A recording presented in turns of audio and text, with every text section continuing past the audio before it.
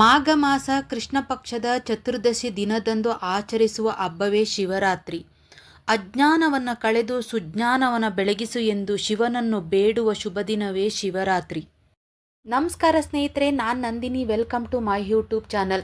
ಇವತ್ತಿನ ನಮ್ಮ ವಿಡಿಯೋದಲ್ಲಿ ಶಿವರಾತ್ರಿಯ ವಿಶೇಷತೆಗಳೇನು, ಶಿವರಾತ್ರಿ ಹಬ್ಬವನ್ನು ನಾವು ಎಂದು ಆಚರಿಸುತ್ತೇವೆ, ಉಪವಾಸವನ್ನು ಏಕೆ ಮಾಡಬೇಕು, ಶಿವರಾತ್ರಿ ಹಬ್ಬದಂದು ಉಪವಾಸ ಮಾಡಿದರೆ ನಮಗೆ ಏನು ಅನುಕೂಲಗಳಾಗುತ್ತವೆ, ಮತ್ತು ಶಿವರಾತ್ರಿಯ ದಿನದಂದು ನಾವು ಹೇಗೆ ಪೂಜೆ ಮಾಡಿದರೆ ಶಿವನ ಅನುಗ್ರಹವನ್ನು ನಾವು ಪಡೆದುಕೊಳ್ಳಬಹುದು, ಶಿವರಾತ್ರಿ ಹಬ್ಬದಂದು ಹೇಗೆ ನಾವು ಪೂಜೆ ಮಾಡಬೇಕು, ಮತ್ತು ಒಂದು ಸ್ಥಳದ ಒಂದು ಪರಿಚಯ ಕೂಡ ಈ ವಿಡಿಯೋ ಮೂಲಕ ನಾನು ನಿಮಗೆ ತಿಳಿಸ್ಕೊಡ್ತೀನಿ.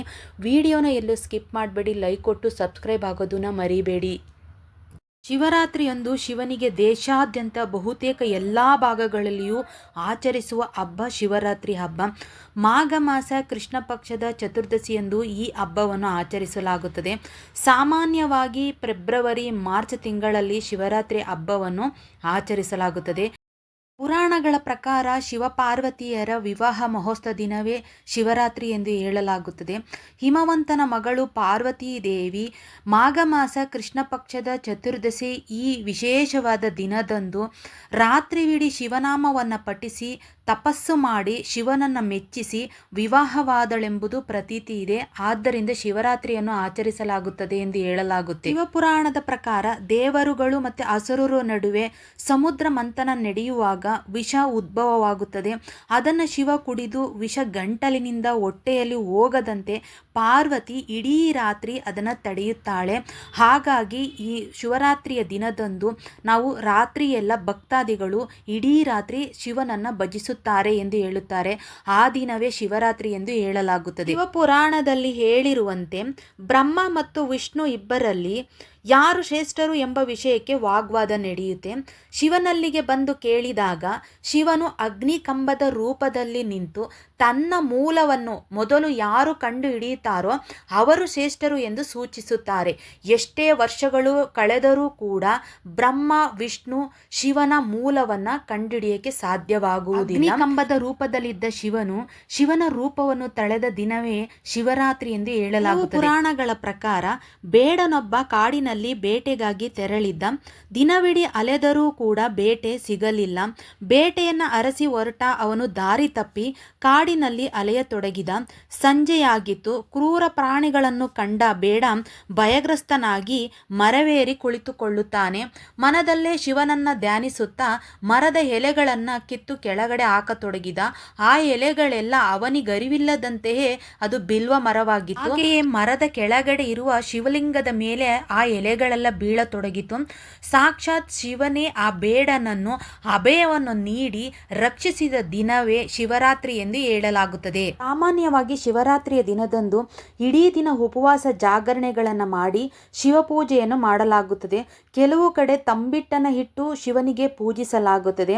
ಕೃಷ್ಣ ಪಕ್ಷದ ಚತುರ್ದಶಿಯಂದು ಬರುವ ಶಿವರಾತ್ರಿಯ ದಿನ ಭಕ್ತಾದಿಗಳೆಲ್ಲರೂ ಶಿವಶಂಭೋ ಶಂಕರನನ್ನು ನೆನೆದು ಪುನೀತರಾಗುತ್ತಾರೆ. ತನ್ನನ್ನು ನಂಬಿ ಬಂದ ಭಕ್ತರ ಇಷ್ಟಾರ್ಥಗಳಿಗೆ ಎಂದಿಗೂ ನಿರಾಸೆ ಮಾಡದ ದಯಾಮಯಿ ನಮ್ಮ ಶಿವಪ್ಪ. ಸಾಮಾನ್ಯವಾಗಿ ಎಲ್ಲ ದೇವರುಗಳಿಗೆ ಹಗಲು ಪೂಜೆಯನ್ನು ಮಾಡುತ್ತಾರೆ. ಆದರೆ ಶಿವರಾತ್ರಿಯ ದಿನ ಮಾತ್ರ ರಾತ್ರಿಯ ಪೂಜೆಯನ್ನು ನಡೆಸಲಾಗುತ್ತದೆ. ಕತ್ತಲು ಎಂದರೆ ಅಜ್ಞಾನವನ್ನು ಕಳೆದು ಸುಜ್ಞಾನವನ್ನು ಬೆಳಗಿಸು ಎಂದು ಶಿವನನ್ನು ಬೇಡುವ ಶುಭ ದಿನವೇ ಶಿವರಾತ್ರಿ. ಅಜ್ಞಾನ ತುಂಬಿರುವಲ್ಲಿ ಶಿವ ಸಂಚರಿಸಿ ಜ್ಞಾನ ದೀವಿಗೆಯನ್ನು ಬೆಳಗುತ್ತಾನೆ. ಶಿವನಿಗೆ ಅತಿ ಪ್ರಿಯವಾದ ಬಿಲ್ವಪತ್ರೆಯನ್ನು ಅರ್ಪಿಸಿ ತುಳಸಿ ಪುಷ್ಪ ಶಿವಲಿಂಗಕ್ಕೆ ಅಲಂಕಾರವನ್ನು ಮಾಡಿ ಶಿವನನ್ನು ಭಜಿಸಿದರೆ ನಾವು ಗೊತ್ತಿದ್ದೋ ಗೊತ್ತಿಲ್ಲದಲ್ಲಿದ್ದೋ ಮಾಡಿದಂತಹ ಪಾಪಗಳೆಲ್ಲವೂ ಪರಿಹಾರವಾಗುತ್ತದೆ. ಹಾಗೆ ಉಪವಾಸದಿಂದ ನಾವು ಸ್ವಾಮಿ ಶಿವನನ್ನು ನಾವು ಭಜಿಸಿದರೆ ನಮಗೆ ಎಲ್ಲ ಪಾಪಗಳಿಂದಲೂ ಕೂಡ ಪರಿಹಾರ ಸಿಗುತ್ತದೆ. ಈ ಶಿವರಾತ್ರಿಯ ದಿನದಂದು ಶಿವನಿಗೆ ಶಿವರಾತ್ರಿ ಅತ್ಯಂತ ಪ್ರಿಯವಾದ ದಿನ. ಶಿವರಾತ್ರಿಯ ದಿನದಂದು ಶಿವನನ್ನು ನಾವು ಪೂಜಿಸುವುದರಿಂದ ಸುಖ ಶಾಂತಿ ಸಮೃದ್ಧಿ ಎಲ್ಲವೂ ದೊರೆಯುತ್ತದೆ. ಶಿವರಾತ್ರಿಯ ದಿನದಂದು ಯಾರೆಲ್ಲ ಶಿವನನ್ನು ಪೂಜಿಸುತ್ತಾರೋ ತನ್ನ ಭಕ್ತರಿಗೆ ವಿಶೇಷವಾದ ಅನುಗ್ರಹ ನೀಡುವುದಾಗಿ ಸ್ವತಃ ಶಿವನೇ ಶಿವಪುರಾಣದಲ್ಲಿ ಹೇಳಿರುತ್ತಾರೆ. ಸಾಮಾನ್ಯವಾಗಿ ನಮಗೆ ತಿಳಿದಿರುವಂತೆ ಶಿವನು ಸರಳತೆ, ಪ್ರಾಮಾಣಿಕತೆ ಮತ್ತು ನಿಷ್ಕಲ್ಮಶ ಮನಸ್ಸುಗಳ ಪ್ರತೀಕ. ಎಲ್ಲ ಆಡಂಬರಗಳಿಂದ ಮುಕ್ತ. ಆತ ಆಭರಣ ಪ್ರಿಯನಲ್ಲ, ಅಲಂಕಾರ ಪ್ರಿಯನೂ ಅಲ್ಲ. ಭಸ್ಮವನ್ನು ಬಳಿದುಕೊಂಡು ಹುಲಿಯ ಚರ್ಮವನ್ನು ಹುಟ್ಟು ಸರಳ ಮತ್ತು ಅಮೋಘ ಶಕ್ತಿ. ಧ್ಯಾನಪ್ರಿಯ ಶಿವಭಕ್ತಿ ಬಯಸುವುದು ಕೇವಲ ನಿಷ್ಕಲ್ಮಶವಾದ ಹಾಗೂ ಪ್ರಾಮಾಣಿಕ ಭಕ್ತಿ ಮಾತ್ರ. ತೋರಿಕೆಯ ಮತ್ತು ಆಡಂಬರದ ಪೂಜೆಯನ್ನು ಬಯಸಲ್ಲ ನಮ್ಮ ಮಹಾದೇವ. ಶಿವರಾತ್ರಿಯ ದಿನದಂದು ತಾಯಿ ಪಾರ್ವತೀ ದೇವಿಯ ಇಡೀ ರಾತ್ರಿ ಶಿವನನ್ನು ಜಪಿಸಿ ಅವರನ್ನು ವರಿಸಿ ಮದುವೆಯಾದ ದಿನವಾದ್ದರಿಂದ ಸಾಮಾನ್ಯವಾಗಿ ಮುತ್ತೈದೆಯರು ಶಿವರಾತ್ರಿಯ ದಿನದಂದು ಶಿವನನ್ನು ಇಡೀ ರಾತ್ರಿ ಪೂಜಿಸುವುದರಿಂದ ತಮ್ಮ ಪತಿಯ ಶ್ರೇಯೋಭಿವೃದ್ಧಿ ಲಭಿಸುತ್ತದೆ. ಶಿವರಾತ್ರಿಯ ದಿನದಂದು ನಾವು ಕೆಲವು ಪ್ರಮುಖ ನಿಯಮಗಳನ್ನು ನಾವು ಪಾಲಿಸಬೇಕಾಗುತ್ತೆ. ಸಾಮಾನ್ಯವಾಗಿ ಶಿವಪೂಜೆಯನ್ನು ಶಿವ ದೇವಾಲಯಗಳಿಗೆ ಹೋಗಿ ಆದರೂ ನೀವು ಮಾಡಬಹುದು. ಇಲ್ಲ ಮನೆಯಲ್ಲಿ ಶಿವಲಿಂಗವನ್ನು ಇಟ್ಟುಕೊಂಡು ಶಿವಲಿಂಗಕ್ಕೆ ಅಭಿಷೇಕ, ಅಷ್ಟೋತ್ತರ, ಸಹಸ್ರನಾಮಾವಳಿ ಹೀಗೆ ಹೇಳ್ತಾ ನಾವು ಪೂಜೆಯನ್ನು ಮಾಡಬಹುದು. ಇಡೀ ರಾತ್ರಿ ನಾವು ಜಾಗರಣೆ ಮಾಡ್ತೇವೆ. ದೇವರನ್ನು ಅಂದರೆ ಸ್ವಾಮಿ ಶಿವನನ್ನು ನಾವು ಪೂಜಿಸುತ್ತಾ ಪಂಚಾಕ್ಷರಿ ಮಂತ್ರವಾದಂತಹ ಓಂ ನಮ ಶಿವಾಯವನ್ನು ನಾವು ರಾತ್ರಿಯ ದಿನದಂದು ನಾವು ಜಾಗರಣೆ ಮಾಡುತ್ತೇವೆ. ಜಾಗರಣೆ ಮಾಡುವಾಗ ರಾತ್ರಿ ಮಲಗಬಾರದು.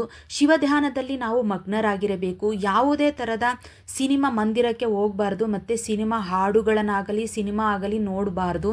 ಮತ್ತು ನಾವು ಪರಮೇಶ್ವರನನ್ನು ಪೂಜೆ ಮಾಡುತ್ತಾ ಇಡೀ ರಾತ್ರಿ ಸ್ವಾಮಿ ಶಿವನನ್ನು ನಾವು ನೆನೆಯುತ್ತಾ ಧ್ಯಾನದಲ್ಲಿ ಮಗ್ನರಾಗಿರಬೇಕು. ಶಿವರಾತ್ರಿಯ ದಿನದಂದು ಉಪವಾಸ ಮಾಡುವುದು ಒಳ್ಳೆಯದು. ಉಪವಾಸ ಮಾಡೋದ್ರಿಂದ ನಮ್ಮ ದೇಹಕ್ಕೆ ಹಲವು ಉಪಯೋಗಗಳಿದ್ದಾವೆ.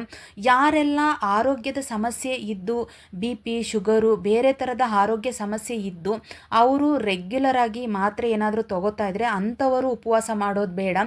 ಆರೋಗ್ಯ ಚೆನ್ನಾಗಿದ್ದು ಎಲ್ಲ ಥರದ್ದು ಚೆನ್ನಾಗಿದ್ದಾರೆ ಅನ್ನೋದಾದರೆ ಉಪವಾಸ ಮಾಡೋದ್ರಿಂದ ನಮ್ಮ ದೇಹಕ್ಕೆ ಹಲವು ಉಪಯೋಗಗಳಿದ್ದಾವೆ.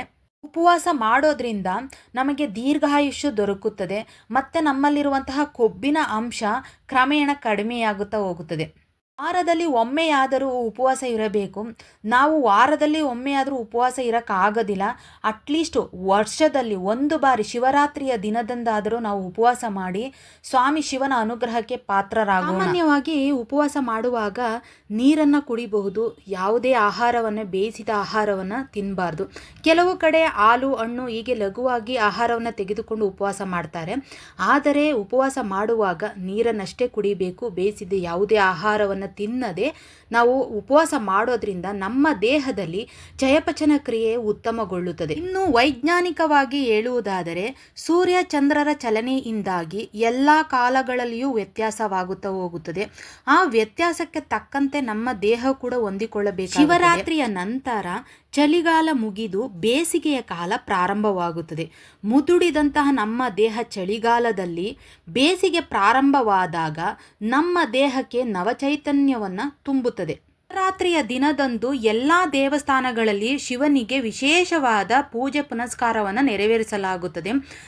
ಆ ದಿನ ಪ್ರತಿ 3 ಗಂಟೆಗಳಿಗೊಮ್ಮೆ ಶಿವಲಿಂಗಕ್ಕೆ ಹಸುವಿನ ಹಾಲು, ತುಪ್ಪ, ಮೊಸರು, ಜೇನುತುಪ್ಪದಿಂದ ಅಭಿಷೇಕವನ್ನು ಮಾಡಲಾಗುತ್ತದೆ. ರುದ್ರಾಭಿಷೇಕ ಪ್ರಮುಖವಾದ ಪೂಜೆಯಾಗಿರ್ತದೆ ಶಿವರಾತ್ರಿಯ ದಿನದಂದು. ವಿಭೂತಿ ಪ್ರಿಯ ಮಹಾದೇವನಿಗೆ ಶಿವರಾತ್ರಿಯ ದಿನದಂದು ರುದ್ರಪಠಣ ಮಾಡುತ್ತಾ ರುದ್ರಾಕ್ಷಿ ವಿಭೂತಿಯಿಂದ ಅಲಂಕರಿಸುತ್ತಾರೆ. ಪುಷ್ಪ, ಬಿಲ್ವಪತ್ರೆಯನ್ನು ಇಟ್ಟು ವಿಶೇಷವಾದ ಪೂಜೆ ಅಲಂಕಾರಗಳನ್ನು ಶಿವರಾತ್ರಿಯ ದಿನದಂದು ಎಲ್ಲ ದೇವಸ್ಥಾನಗಳಲ್ಲೂ ಕೈಲಾಸವಾಸಿ ಶಿವನಿಗೆ ಪ್ರಿಯವಾದ ದಿನ ಶಿವರಾತ್ರಿಯ ದಿನ.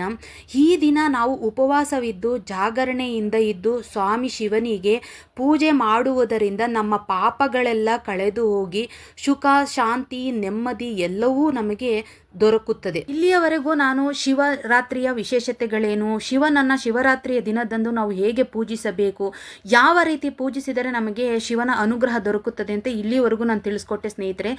ಇವಾಗ ನಾವು ಬೆಂಗಳೂರಿನಲ್ಲಿರುವಂತಹ ಶಿವ ಓಂ ದೇವಸ್ಥಾನಕ್ಕೆ ನಾವು ಬಂದಿದ್ದೀವಿ. ಈ ದೇವಸ್ಥಾನದ ವಿಶೇಷತೆಗಳೇನು, ಈ ದೇವಸ್ಥಾನ ಎಲ್ಲಿದೆ, ನಾವು ಹೇಗೆ ಈ ದೇವಸ್ಥಾನಕ್ಕೆ ತಲುಪಬಹುದು ಅಂತ ಈ ವಿಡಿಯೋ ಮೂಲಕ ನಾನು ನಿಮಗೆ ತಿಳಿಸ್ಕೊಡ್ತೀನಿ. ನಾವು ಹೋಗ್ಬೇಕಾದಾಗಲೇ ಈ ಪ್ರವೇಶ ದ್ವಾರದಲ್ಲಿ ನೀವು ನೋಡ್ತಾ ಇರುವಂತಹ ಪ್ರವೇಶ ದ್ವಾರದ ಮೇಲ್ಗಡೆ ಶಿವಲಿಂಗವಿದೆ. ಇದು ಸುಮಾರು 25 ಅಡಿ ಎತ್ತರವಿರುವಂತಹ ಶಿವಲಿಂಗವಿದು. ಈ ಶಿವಲಿಂಗವನ್ನು ನಾವು ದಾಟಿ ಒಳಗಡೆ ಹೋಗ್ಬೇಕಾಗುತ್ತೆ. ಒಳಗಡೆ ಹೋಗ್ಬೇಕಾದ್ರೆ ಇದು ಗುಹೆ ಥರ ನಮಗೆ ಅನುಭವ ಆಗುತ್ತೆ. ಗುಹೆ ಒಳಗಡೆ ನಾವು ಹೋಗ್ಬೇಕಾದ್ರೆ ಇಲ್ಲಿ 150 ರೂಪಾಯಿ ಟಿಕೆಟನ್ನು ತಗೊಂಡು ಒಳಗಡೆ ಹೋಗಬೇಕು. ಗೂಗಲಲ್ಲೆಲ್ಲ ಸಾಮಾನ್ಯವಾಗಿ ಫ್ರೀ ಟಿಕೆಟ್ ಅಂತ ಇದೆ, ಆದರೆ ಇಲ್ಲಿ ಬಂದ ಮೇಲೆ ಗೊತ್ತಾಯಿತು 150 ರೂಪಾಯಿ ಕಂಪಲ್ಸರಿ ಎಲ್ಲರಿಗೂ 150 ರೂಪಾಯಿ ಟಿಕೆಟ್ ತಗೊಂಡು ಹೋಗಬೇಕು. ದೊಡ್ಡೋರಿಗೆ ಮಾತ್ರ ಟಿಕೆಟು, ಚಿಕ್ಕ ಮಕ್ಕಳಿಗೆ ಎಲ್ಲರಿಗೂ ಇಲ್ಲಿ ಫ್ರೀ ಆಗಿ ಟಿಕೆಟನ್ನು ತಗೊಂಡು ನಾವು ಒಳಗಡೆ ಹೋದಾಗ ನೀವು ನೋಡ್ತಿರುವಂತಹ ಶಿವನ ವಿಗ್ರಹ ಸುಮಾರು 65 ಅಡಿ ಎತ್ತರವಿರುವಂತಹ ಶಿವನ ವಿಗ್ರಹವಿದು.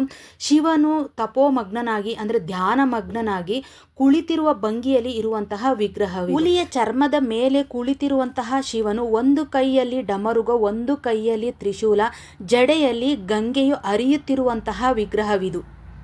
ಈ ಶಿವನ ವಿಗ್ರಹವನ್ನು ಬಿಳಿಯ ಅಮೃತ ಶಿಲೆಯಿಂದ ಕೆತ್ತಲಾಗಿದೆ. ದೇವಸ್ಥಾನದ ಒಳಗಡೆ ಹೋದಾಗ ಇಲ್ಲಿ ಗಣೇಶನ ವಿಗ್ರಹವಿದೆ. ಮೊದಲಿಗೆ ನಾವು ಗಣೇಶನಿಗೆ ನಮಸ್ಕಾರವನ್ನು ಮಾಡಿ ಇಲ್ಲಿ ಒಂದು ಬಟ್ಲು ರುದ್ರಾಕ್ಷಿಯನ್ನು ಕೊಡಲಾಗುತ್ತೆ.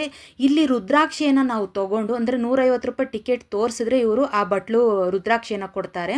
ಒಂದೊಂದು ಬಟ್ಟಲಲ್ಲಿ 108 ಬಟ್ಲನ್ನು ಇಡಲಾಗಿದೆ. ಒಂದೊಂದು ಬಟ್ಟಲಿಗೂ ಓಂ ನಮಃ ಶಿವಾಯ ಅಂತ ನಮಸ್ಕಾರವನ್ನು ಹಾಕಿ ನಾವು ಮನಸ್ಸಿನಲ್ಲಿ ಜಪ ಮಾಡ್ತಾ ಒಂದೊಂದು ರುದ್ರಾಕ್ಷಿಯನ್ನು ಒಂದೊಂದು ಬಟ್ಲಿಗೆ ಹಾಕ್ತಾ ಹೋಗ್ಬೇಕು. ಈಗ ನನ್ನ ಮಗ ಒಂದೊಂದೇ ರುದ್ರಾಕ್ಷಿಯನ್ನು ಒಂದೊಂದು ಬಟ್ಲಿಗೆ ಹಾಕ್ತಾ ಹೋಗ್ತಾ ಇದ್ದಾನೆ. ಈ ದೇವಸ್ಥಾನಕ್ಕೆ ನೀವು ಬಂದಾಗ ಇದೊಂದು ವಿಶೇಷತೆ ಅಂತಲೇ ಹೇಳ್ಬಹುದು. ರುದ್ರಾಕ್ಷಿಯನ್ನು ಒಂದೊಂದು ಬಟ್ಟಲಿನ 108 ರುದ್ರಾಕ್ಷಿಯನ್ನು ಒಂದೊಂದು ಬಟ್ಲಲ್ಲಿ ಹಾಕುವಂಥದ್ದು. ನಾವು ಕೂಡ ಸ್ವಾಮಿಯನ್ನು ನೆನಪಿಸ್ತಾ ಅಂದರೆ ಜಪಿಸುತ್ತಾ ಒಂದೊಂದು ಬಟ್ಟಲಿಗೆ ಒಂದೊಂದು ರುದ್ರಾಕ್ಷಿಯನ್ನು ಹಾಕಿ ಎಲ್ಲರಿಗೂ ಒಳ್ಳೆಯದಾಗಲಿ ಅಂತ ಬೇಡ್ಕೊಂಡು ಬಂದು ರುದ್ರಾಕ್ಷಿಯನ್ನು ಹಾಕಿದ ಮೇಲೆ ಗಣೇಶನ ಮುಂದೆ ಒಂದು ನಮಗೆ ರುದ್ರಾಕ್ಷಿಯ ಜೊತೆಗೇನೆ ನಮಗೆ ಒಂದು ಕೇಸರಿ ಬಣ್ಣದ ಒಂದು ದಾರವನ್ನು ಕೊಟ್ಟಿರ್ತಾರೆ. ಈ ದಾರವನ್ನು ಮನಸ್ಸಿನಲ್ಲಿ ನಮ್ಗೆ ಏನಾದರೂ ಆಗಬೇಕು ಅಂದ್ಕೊಂಡು ಆ ದಾರನ ಅಲ್ಲಿರುವಂತಹ ಮರಕ್ಕೆ ನಾವು ಕಟ್ಟಬೇಕಾಗುತ್ತೆ. ಕಟ್ಟಿ ಮೇಲ್ಗಡೆ ನಾವು ಗಣೇಶನ ವಿಗ್ರಹದ ಹತ್ರ ಹೋಗ್ತಾ ಇದ್ದೀವಿ. ನೀವು ನೋಡ್ತಾ ಇರುವಂತಹ ಗಣೇಶ ಸುಮಾರು 32 ಅಡಿ ಎತ್ತರವಿರುವಂತಹ ಗಣೇಶ. ಈ ಗಣೇಶವನ್ನು ಕೂಡ ಬಿಳಿ ಅಮೃತ ಶಿಲೆಯಿಂದ ಕೆತ್ತನೆ ಮಾಡಲಾಗಿದೆ. ದರ್ಶನವಾದ ನಂತರ ಇಲ್ಲಿ ಗುಹೆ ತರ ಮಾಡಲಾಗಿದೆ. ಇಲ್ಲಿ ಗುಹೆ ಒಳಗಡೆ ಸುಮಾರು 12 ಜ್ಯೋತಿರ್ಲಿಂಗವನ್ನು ಮರುಸೃಷ್ಟಿಸಲಾಗಿದೆ.